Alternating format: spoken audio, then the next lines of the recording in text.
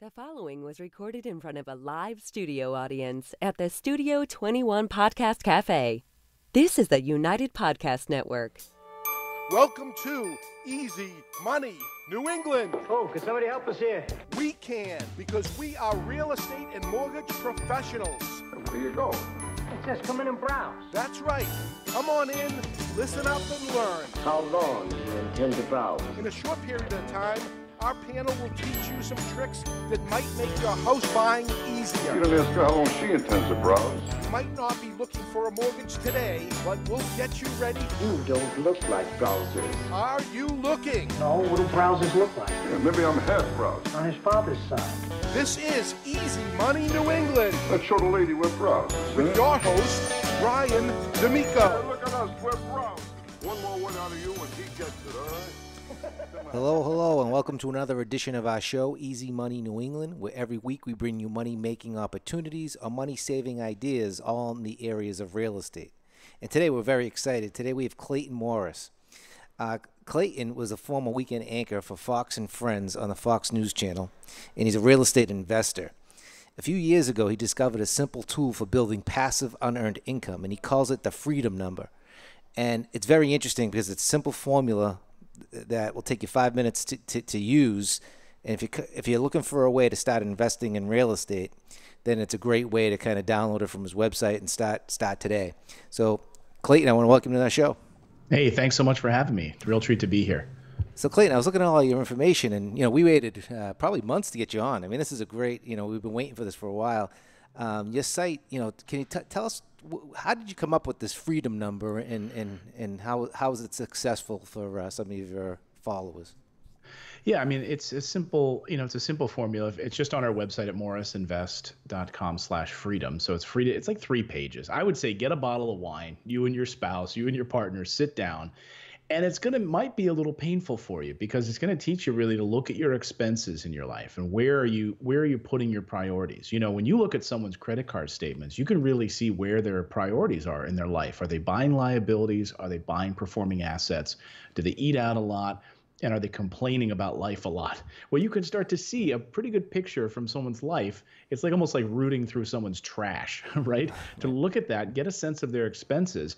And then what we teach you to do is then reverse engineer that and figure out, okay, well, how many rental properties would it take me to live financially free? If my monthly expenses in my family average every month about $5,400, right? 2 kids, car payments, gas bill, Netflix, etc. How many cash flowing rental properties would it take for me to live and be safe and secure, not worrying about a W-2 job anymore? And that's really what the freedom number is. So for some people, it might be 7, might be their freedom number, 7 houses. Some might be 12, depending if you live in a more expensive area. We've had clients that work with us that said, yeah, my freedom number is 3. Wow, I'm jealous of that. So honestly, Brian, it was born out of one night my wife came to me and she said, we can't pay our mortgage. And here I am, a network news anchor at the time. And I'm like, what are we doing wrong? And we had 2 rentals at the time, but we never were on the same page with our expenses. And she said, wait a second. What if we could figure out a way that we didn't have to rely on your network news anchor salary anymore, where we could have enough passive income coming in from these houses that we'd be financially free? She said, okay, I'm going to go back upstairs and do some laundry. I said, no, you're not. I said, that's the moment. And I grabbed my whiteboard marker, ran over the whiteboard, and I said, we're going to figure this out. And that's where the freedom number was sort of born out of. That's pretty funny. Just yesterday, my other half said she wants more money to spend, and I said, well, she doesn't have enough for herself, and I said, well, why don't we start looking at your expenses? And I got hung up on.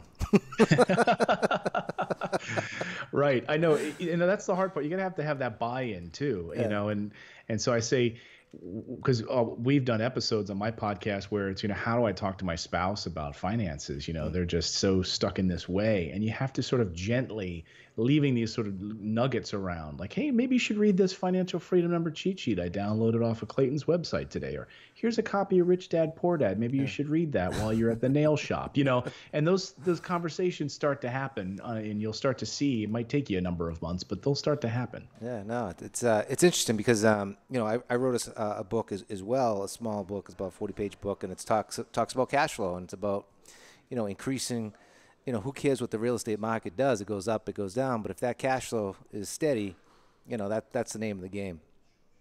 Right. And single family, my bread and butter, what I do is single family rentals. And you hit the nail on the head. People say, well, what happens if the economy crashes? And what happens if the real estate bubble and all this sort of stuff?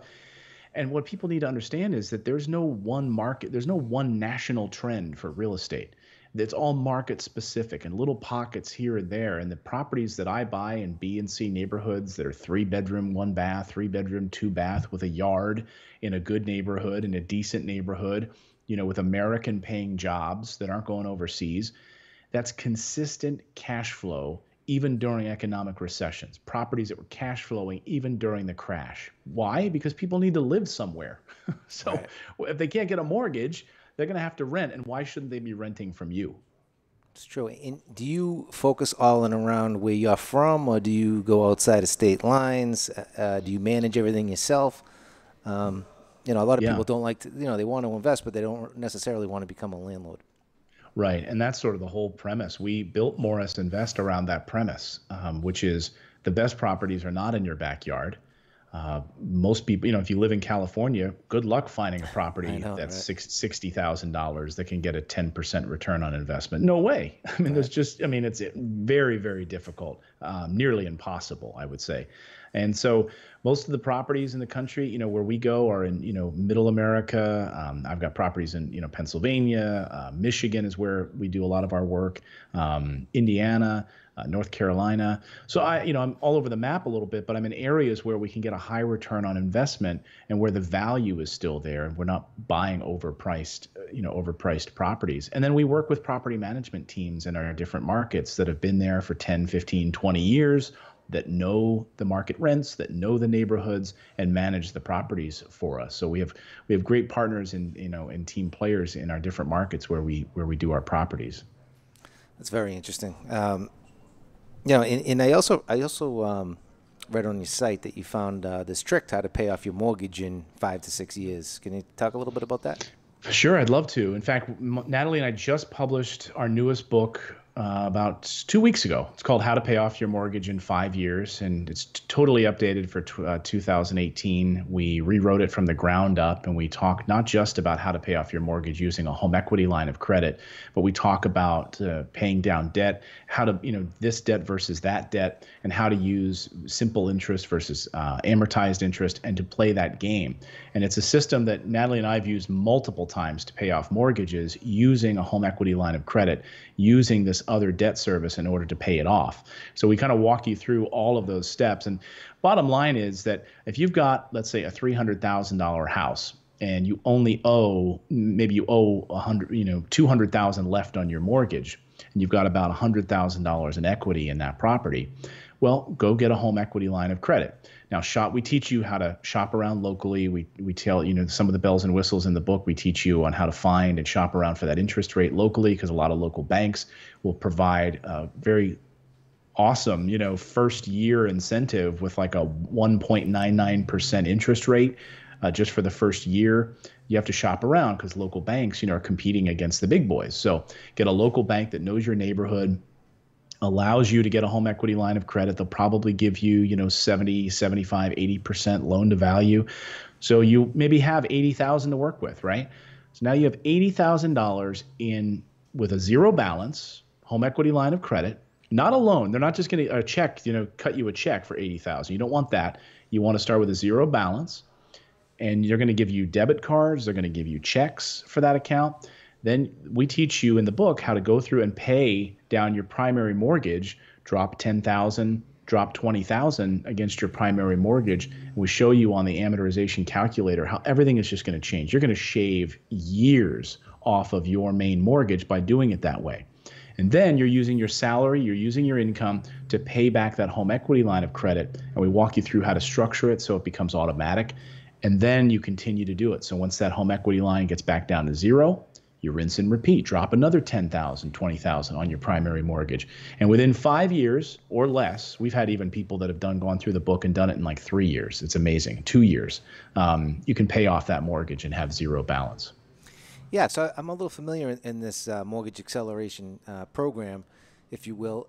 Most people charge a lot of money for this. Like, how would you, do people kind of come into your website and, if they sign up and they want to, follow all your systems and get on the right track for investing, what do you offer on ClaytonMorris.com or MorrisInvest.com? So we don't charge anything. I mean, you go to Amazon, buy the book, Yep. Then you own the book. You use your pens and highlighters and dog ear the pages yourself. So you own it, you can do it. We don't have any, I know that there are like loan acceleration programs and debt service companies that charge you thousands for that. And some of them are good. I've definitely worked with some different companies in the past on some different projects, and I can vouch for them. But for the most part, if you follow what's in the book, we've had a woman wrote us this morning and said, I'm so excited. My husband and I just read the book, and we are just like a dog with a bone now. We're going after our mortgage and going to pay it down. So you can do it just by reading the book. But we've got some other resources at Morris Invest on the website. We've got the Freedom Number. We've got a whole bunch of downloadable content for free, Excel spreadsheets and different calculators that you can download for free, all right there in the blog section of the website for free. Yeah, I mean, it's you offer a extremely a lot of content, and people. You just kind of, like, for example, say St. Louis is a great place to invest in. Do you kind of share that with the people that are on your newsletter, or do you have a newsletter that kind of tells people where to start looking? Yeah, we send out, so people sign up. If you download our Freedom cheat sheet, then you'll be added to our newsletter, and we'll start sending you some great content. So we really try to provide value. When I started sending emails to people, I wanted them to have, these are the things that we're reading right now. Here's an episode of a podcast that we really believe will help you understand trends in the market right now. Here's this piece of content that we really think will help you with your investing journey as well. So we're working on a more formal newsletter, but right now we send out really comprehensive emails once a week or so that provide a lot of value to help investors get kickstarted. I get those, and it's great content. I mean, in the program, the book that you just wrote, I mean, I follow the program as well, and I can't tell you the amount of time I'm saving on my mortgage. I mean, it's tremendous. That's great. And when you plug that into the calculator, isn't it amazing? Because Natalie will call me up to her office. She's like, okay, we just made a $10,000, she used to do this. We used to, here's a $10,000 payment we just made. And she'll say, all right, ready, watch. And she'll click it. And you just see the years fall off of the amount that you owe the bank. It's amazing. You think, oh, 10,000 is 10,000. No. I mean, you're literally trading that, interest for time is what you're doing. That's the whole secret behind this plan. Interest for time. So you have the calculator as well on your website when you follow? Yeah. Oh, that's great. Yeah, that's great. I've never seen that before. I'm going to be jumping on for sure right after this. Because it's great to keep score, I mean, it's tremendous. Well, you've got to take care of you've got to nurture your finances. I just had a conversation with a big investor friend of mine, and most people don't have a handle on their expenses. They have projections and they have estimates. So if I were to ask the average family, hey, can you tell me, let's go through your family budget, right? Most people, when they have like a budget, they have it typed out in Apple Notes, or they have it on a piece of paper or a Google Doc somewhere, or some people don't even have a family budget at all. And they just have basic estimations on how much they think they pay for gas, how much they think they pay for Netflix, how much they think they pay for groceries. But I want to challenge every one of your listeners today to go back, take 6 months of the main credit card that you use to pay for all your expenses, whatever it is, whatever bank account. And I want you to look at those expenses and be honest with yourself. Tabulate the amount you did spend on groceries, not some artificial estimate. But okay, month after month, you know what? We're not spending $300 on groceries. We're actually spending $550. Okay, then get that number down specific. How much are you spending on eating out and entertainment? Well, you allocated $200, but you're actually spending $429 every month on average. That's your number. And then from there, you can build your freedom number and truly know what financial freedom looks like for you and your family. Right, because at the end of the day, I mean, you still have to save money. Right. You still have to put something away to be able to cover some of these expenses. And, like you say in your book, it's like cash flow is a great way to do it, but you need to know how much your expenses are in order to know what cash flow is covering what. Right. And so single family homes, I mean, that's do you have any problems with vacancies, and then when they move out, do you get in the tenants, or does property management handle all that for you? Yeah, we let our property management teams handle that. We've got 2 vacancies right now on properties, and our property management company is handling the tenant turnover and getting them ready to go again. I don't want to be in that business. I don't want to be handling that. And I build that into my ROI formula that I'm going to be paying them, 8 to 10% a month, depending on what part of the country and what property management company costs. But 8 to 10% out of my monthly rent, I'm happy to pay that, knowing that I'm not creating another job for myself by having to manage these tenants and manage the turnover and all of those things. That's in their lap, and they handle it. And by the way, being a property manager is a pretty thankless job. So they're not rolling in cash. Right. Their goal is to get it rented so that they make money. If it's vacant, they're not making money. So it works that way as well. And single families, I love single families because historically, single family is about a 5% vacancy.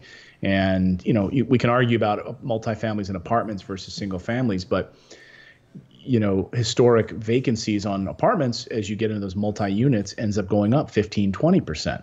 You're going to have more transient tenants in the larger multifamilies. You just do. Yep. And I love single families because my tenants tend to stay a long time. They tend to put down roots in the school district. They have a yard. They kind of make it their own. They don't have someone banging on the walls, right, paper thin next to them. They have their own yard. They can play their music and have friends over for poker night, and they're not going to be bothering the neighbors, hopefully. So if I'm driving around right now, I'm a new investor. I'm trying to figure out what I'm going to do with some, with my plans. Are there any areas in the country that you'd say, hey, you got to look over here? I mean, I heard like Memphis or Tampa Bay or some different areas, but if you follow your single family strategy and investments under 100,000, I mean, what would you say kind of the pockets that you'd be looking at? I mean, there are a lot of good pockets where my team is focused. We're in Michigan, so we've got a great team, my contracting team, my property management team there. So we do a lot of properties in that area, as well as Indiana is really hot. So what I would recommend people do is, okay, when you hit $150,000, that's the cap for a single family. Well, what do I mean by that? I mean that rent, if you go beyond $150,000, will not keep up with the cost of that house. So you could argue maybe $175, but I say $150 personally is a cap for me. There's no way I'm buying anything more than that as a single family. So what I mean by that is if it's renting for $1,500, you bought it for $150, and you think, well, if I bought it for $200, the rent should be $2,000 a month, right? And if I paid $250, it should probably be $2,500 a month. If I paid $300, it should probably be $3,000. It doesn't work that way. The rent just does not go up commensurate with the amount that you're paying for the property. So 150 really is the cutoff point to get value from your rent.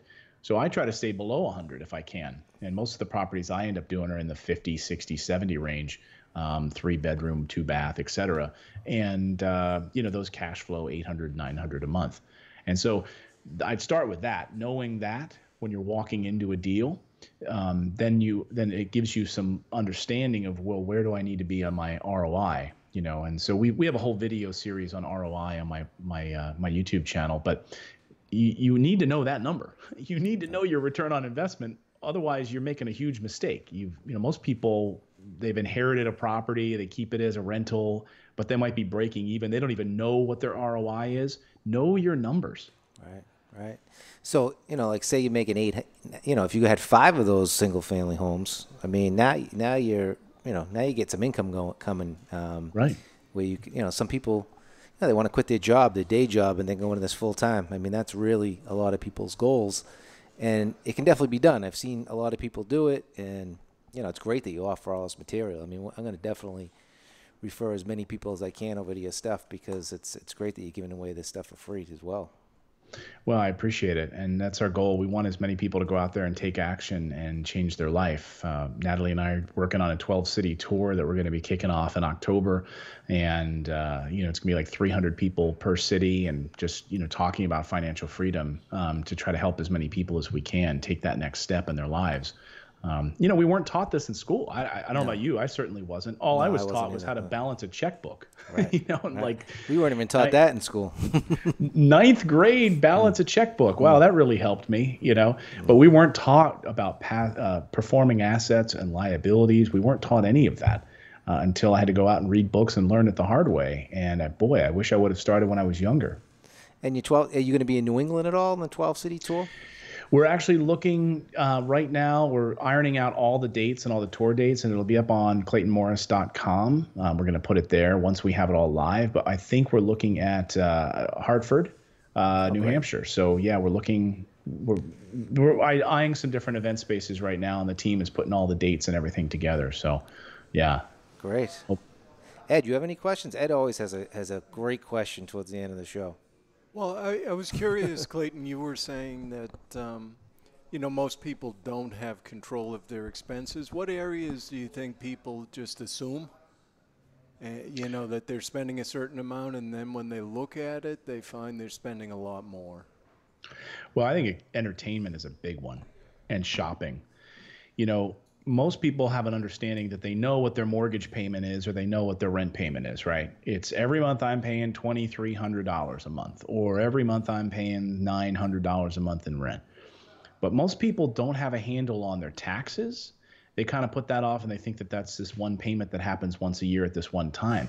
But you got to remember that comes out of the 12-month pocket, And also, I really believe the shopping. So we recently did this where we went through and we had allocated a certain amount for groceries. And I just said, something doesn't look right with this. I just don't think so. And it ended up being like an extra $200 more per month on average than we had allocated for it. And I said, I don't ever want to see an estimate on our family budget again. I want real numbers based on real data, based on real statements that I print out with a highlighter and categorize them. And you'll start to see some real things. That, and I think electronics, people don't realize, they're paying Netflix, and then they got Hulu subscription, and then, my kids bought all these apps on their iPad and paying this iTunes thing. And all those little subscription services start adding up. And you're like, what is this thing that I'm paying for, this online web service that you don't even know about? So go through those things, and you can start to knock some of those things off pretty quickly. See, I'm either lucky or unlucky. My wife tracks everything in QuickBooks, and I hear about it. Apparently, there is a budget on everything. And if I run over in a given month, I hear about it right away. I would say you're lucky, because that's that's good to know. Yeah. All right. I think Clayton's got a time constraint. Yeah. No, perfect. I mean, I think we hit everything. And, Clayton, just let everybody know where to find you. Yeah, easiest way, if you love podcasts like you're listening to this and videos, we've got the Investing in Real Estate podcast with Clayton Morris, very generic, boring name, but you won't forget it. So that's we publish that 3 times a week. We try to help people, and that's a free resource. So put it on your podcast player and listen to that. And then, if you're interested in learning more about Morris Invest, come on over to our website. We've got tons of content there for you, and download our cheat sheet as well and help you out. Great. Well, I want to thank you for being on our show, Clayton, and fascinating information. I mean, I know I'm going to start looking at all this stuff. And thank you. And get going on it. But again, thank you, and talk to you soon. Thanks.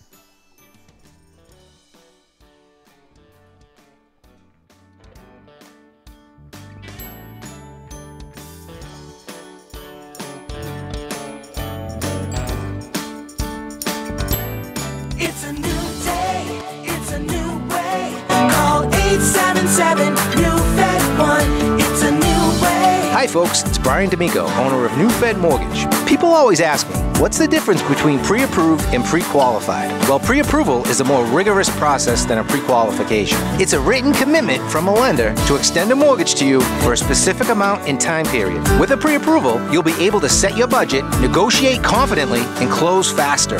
Typically, sellers will only accept offers from those who are pre-approved. That's why you need to call NewFed and ask about our pre-approval purchase program so that you get a real pre-approval and get on the fast track to purchasing the home of your dreams.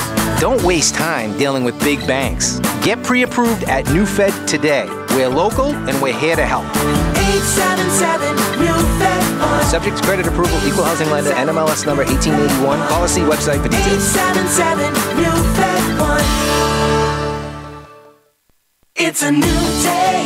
It's a new way. Call 877-NewFed1. It's a new way. Hi, Hi folks, it's Brian Damico, owner of NewFed Mortgage. I've met so many people who want to make money in real estate but just don't know how. They pay for expensive real estate courses and seminars and they just left more confused. This is why I wrote the book, Real Estate Riches. Take the first step and buy your first home. Whether you want to buy your first home or an investment property, I share some of the best secrets to real estate success in my new book. Just visit briandamico.com/free book to receive your coupon from Amazon. When you finish reading, give me a call so we can set up your financial future together. That's briandamico.com, briandamico.com/free book. Sign up and receive your free book from Amazon. Subject to credit approval, equal housing lender, NMLS number 1881. Call us, see website for details. 877 NewFed 1. The views and opinions expressed by the hosts, guests, or callers of this program do not necessarily reflect the opinions of the Studio 21 Podcast Cafe, the United Podcast Network, its partners, or affiliates.